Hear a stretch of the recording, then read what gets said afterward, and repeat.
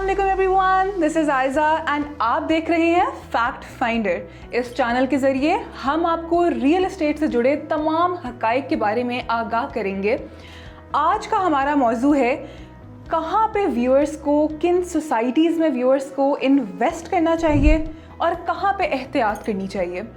इस मौजू को डिस्कस करने के लिए आज हमारे साथ एक बार फिर मौजूद हैं राजा अली साहब, जो कि सोसाइटीज़ में जाके उनकी ऑन ग्राउंड रियलिटीज़ से बारे में बताते हैं। जी सर, कैसे हैं आप? अल्लाह का शुक्र, आप कैसे हैं? ठीक है, मैं बिल्कुल ठीक। सबसे पहले तो आप मुझे ये बताएं, लोगों का बहुत कंसर्न होता है कि लोगों को किन सोसाइटीज़ में इन्वेस्ट करना चाहिए और किन में एहतियात करनी चाहिए, नहीं करना चाहिए इन्वेस्ट। अच्छा, सबसे पहले तो ये है कि वो सोसाइटीज़ जो LDA या रूडा से, हमने कल भी इसके ऊपर पॉडकास्ट किया था कि जो सोसाइटीज़ LDA और रूडा के ऊपर उनके ऑफिशियल वेबसाइट के ऊपर नहीं मौजूद, उनमें तो बिल्कुल भी आपको हरगिज़ इन्वेस्ट नहीं करना चाहिए। अब मैं थोड़ा सा उन सोसाइटीज़ के ऊपर आ जाता हूँ जिनके कुछ मसाइल चल रहे थे।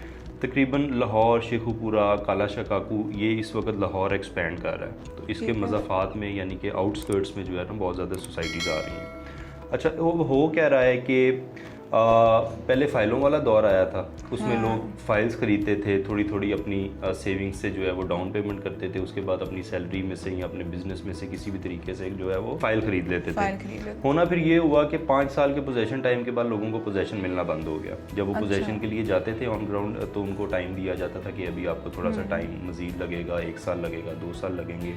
क्यों? क्योंकि होता ये था कि अगर एक सोसाइटी के पास 2000 फाइल है तो सोसाइटी बेच देती थी 5000 फाइल, यानी कि अब 2000 फाइल जिनको स्टार्ट में मिल गई वो तो एकोमोडेट हो गए, बाकी 3000 फाइल जो हैं वो स्किप आउट हो गए, वो लोग दर बदर हो गए, धक्के खाने लग गए कि भाई अब हम क्या करें। फिर कुछ सोसाइटीज़ के नैब में केसेस चलने लग गए, जो उनके विक्टिम्स थे वो नैब में जाते थे और नैब उनको रिकवरीज करवा के, ख़ियाबान मीन जिनमें हमारी बहुत बड़ी एग्जांपल है, उसके अंदर ये काफ़ी बड़ा स्कैम आया था।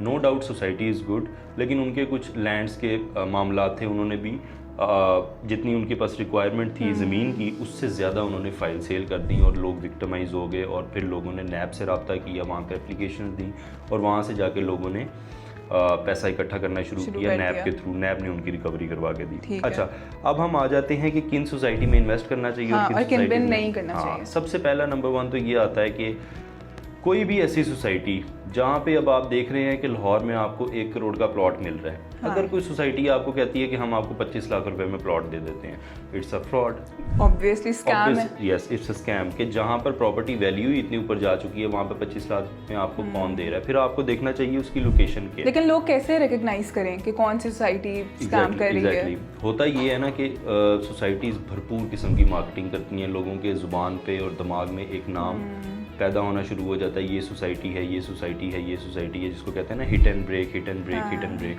वो मार्केटिंग स्ट्रेटजी, यस, वो स्ट्रेटजी लोग अपनाते हैं और लोग कहते हैं हाँ यार ये नाम मैंने पहले सुना हुआ है। अब लोगों ने जगह तो देखी नहीं होती, पता नहीं, और वो चले जाते हैं उनकी ऑफिशियल वेबसाइट के ऊपर और वहाँ से जाके वो परचेजिंग शुरू कर देते हैं, किसी डीलर से कांटेक्ट करते हैं कि यार हमें फ़ाइल दे दो, वहाँ पर बहुत सस्ती फ़ाइल मिल रही है। हमेशा कहते हैं कि जब तक लालची जिंदा है तब तक फ्रॉडिया भूखा नहीं मर सकता, और उसकी वजह यही है कि फ्रॉडिये का काम होता है आपको अच्छे अच्छे सब्ज़ बाग दिखाना, और बेचारे गरीब बंदा जो है यस वो लालच में आके फंस जाता है, ज़मीन खरीद लेता है और एंड पे उसको ज़मीन मिलती नहीं है, कागज़ का टुकड़ा मिल जाता है। अब हम आ जाते हैं कि किन सोसाइटीज़ में हमें इन्वेस्ट नहीं करना चाहिए। वो सोसाइटीज़ जो रूडा और LDA से अप्रूव्ड नहीं है उनमें नहीं करना चाहिए, उनमें नहीं करना चाहिए आपको, सबसे पहला। दूसरी, अगर आपको उसकी लोकेशन अच्छी नहीं लग रही, मेरा ख्याल है कि कोई भी बंदा जो इन्वेस्ट करने जाता है, जिन प्रिकॉशंस को वो देख रहा होता है उसको सेंस आ जाती है, उसकी सिक्स सेंस काम कर जाती है कि यहाँ अलर्ट हो जाते हैं वो लोग, यहाँ कुछ गड़बड़ है, तो ये आपको थोड़ा सा मॉनिटर कर लेना चाहिए। सबसे पहला आपका रूल है कि always check LDA sites and RUDA sites, वहाँ पर जाके देखें उस सोसाइटी को अप्रूवल मिला हुआ है या नहीं। अगर वहाँ पे उनका नाम नहीं है मौजूद तो आपको हरगिज़ वहाँ पर इन्वेस्ट नहीं करना चाहिए। वो लोग जो अब फंस चुके हैं, अब उनके पास कोई वे आउट नहीं है, तो सबसे पहले तो वो हमें कमेंट सेक्शन में बताएं इस बारे में, हम उनके भी कंसर्न्स पे एक अलहदा से वीडियो बनाएंगे, उसको देखेंगे।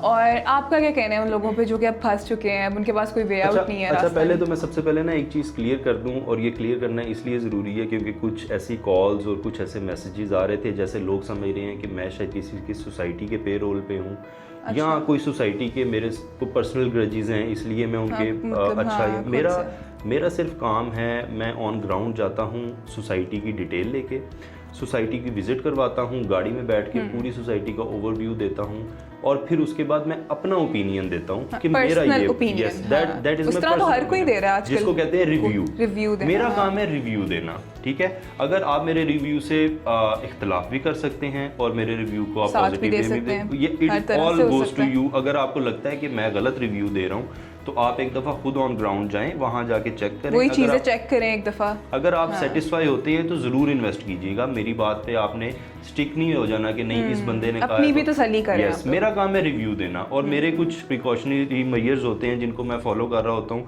उनमें मैं देखता हूँ कि अगर कोई कबाहत है, कोई ऐसी चीज़ है जो मुझे हिट कर रही है कि यार यहाँ पर कोई फंस सकता है, मैं अपना रिव्यू दे देता हूँ। लोगों की मर्जी है कि वो वहाँ इन्वेस्ट करें या ना करें। अब आके आ जाते हैं क्वेश्चन के ऊपर कि हमें करना क्या चाहिए। सबसे पहले तो ये हमें लोग ऑलरेडी कमेंट्स में बता रहे हैं जी कि आप उस सोसाइटी में जाएं, उस सोसाइटी में जाएं, हम जाते भी हैं।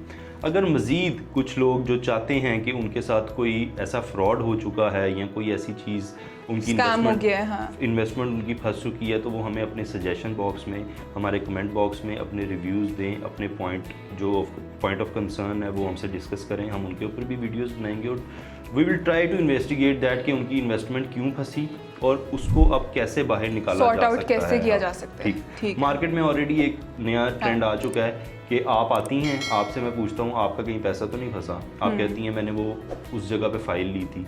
होता क्या है, मैं आपको कहता हूँ अच्छा चले मैं आपके ना पैसे रिकवर करवा देता हूँ। आप कहती हैं मेरा 15 लाख रुपया फंस गया, मैंने 3 साल हो गए हैं मैंने इन्वेस्ट किया और अभी तक मुझे गेन नहीं मिला। मैं कहता हूँ अच्छा आपको एक काम करता हूँ, सोसाइटी से मैं जाके बात करूँगा, सोसाइटी को मैं कहूँगा यार इस क्लाइंट का 15 लाख रुपया फंस चुका था, आप इसको 2-3 लाख रुपया माइनस करके मुझे 12 लाख रुपया दे दो। फिर मैं वो आऊँगा, मैं कहूँगा आयजा आपका 12 लाख रुपया मैंने रिकवर करा लिया। आप खुश हो जाएंगी कि चलो यार मैंने तो रिकवर करवाया। फिर मैं आपको एक नई लालच दूंगा, मैं आपको कहूँगा आयजा ये जो 12 लाख रुपया है ना, you should invest in vertical projects, ठीक है।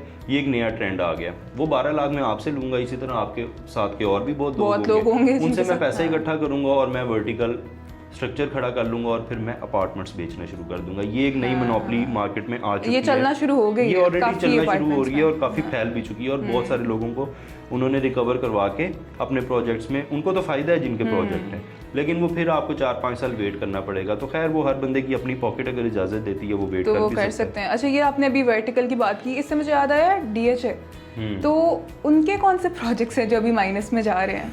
DHA, अच्छा पहली बात तो ये है कि DHA इस वक्त ना पाकिस्तान का सबसे सॉलिड प्रोजेक्ट जो भी होता है वो DHA का। लोग बहुत कंसिडर करते हैं DHA, हमने DHA में ही इन्वेस्ट करना है। वो इसलिए कंसिडर करते हैं क्योंकि उनको पता है DHA कहीं भागेगा नहीं और DHA ने आज तक जितने भी प्रोजेक्ट्स दिए हैं ना, डिलीवर किए हैं, वो 110% उन्होंने सेफ और सिक्योर, बिल्कुल हर लिहाज से जैसा एक प्रोजेक्ट होना चाहिए आपको, आपका लाइफस्टाइल उन्होंने प्रीमियम कर दिया बेसिकली। बिल्कुल ऐसे ही है, ठीक है। बेसिकली आप ये कह सकते हैं कि DHA is not for poors, ठीक है। उन्होंने एक क्लास है, एक क्लास सेग्रीगेट कर दिया है कि if you have money you can adjust in our new city. अच्छा, अब हम आ जाते हैं DHA के कौन से ऐसे प्रोजेक्ट्स हैं जिनमें लोगों को थोड़ी सी मुश्किलात का सामना है। अच्छा, उसमें ना फेज़ 10 और फेज़ 13 ये दो ऐसे लाहौर के ऐसे प्रोजेक्ट्स हैं जिनमें लोगों को अभी तक गेन नहीं आ सका।